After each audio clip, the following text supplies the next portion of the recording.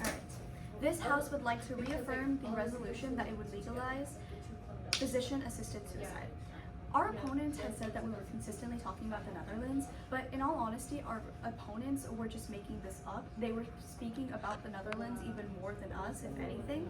They had brought up the topic of coercion, and how people can be coerced by their families, because obviously it's known abusive families can exist. They can be convinced into suicide. However, at that point, the problem isn't the fact that people have the option to have something that can help them, that is meant to help them with their quality of life. That just sounds like a problem on their family's behalf.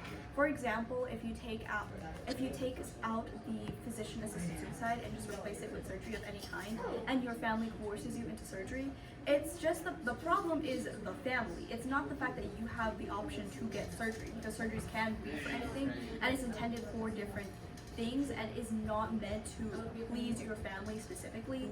Surgeries can be could put your life at risk, and it could also be something like a rhinoplasty.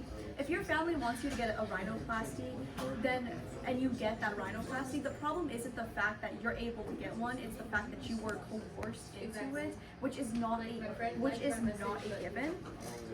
It's not a given that comes into wanting to receive this kind of medical treatment, because it's not made in mind to specifically appease these people, and it's a completely separate issue.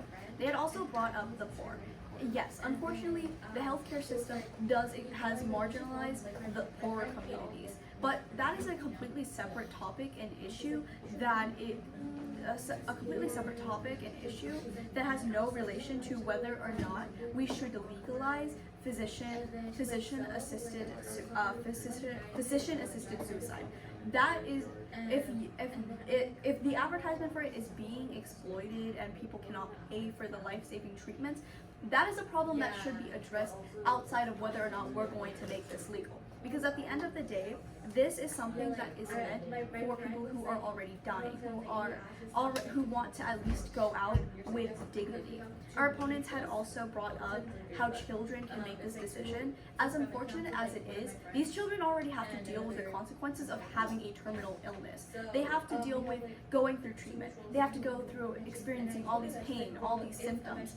And it's not that they can't even make it. They are going to sit there with these consequences. They're going to think about it, and then they have to come to their own conclusion, because at the end of the day, that is what terminal illness does. It forces people to have to adapt to having it. They have to get into that mindset, because unfortunately a terminally ill child is not going to be in the same mental maturity or mindset as a child without a terminal illness. It is just not realistic to think about. And our opponents completely ignored what our policy actually meant, which was the fact that we were going to appeal to other countries with our existing criteria, which would already be psychologists who were going to check existing psychologists who are going to check in on your mental state and at least make sure you are mentally sound to make this decision for yourself. And also, there is already an attending and consulting physicians who would be in positions to diagnose whether or not something like this is viable for the patient, which is they would die regardless, which is 6 months or less, which our opponents downright ignored. And yes, they could probably get these life-saving treatments, but the point of a terminal illness is that there is no treatment for it. They are going to die. So it's either they can die on their own terms or they're going to die naturally. All of which our opponents had ignored. And it's for these reasons this House urges a vote in the affirmation. Thank you.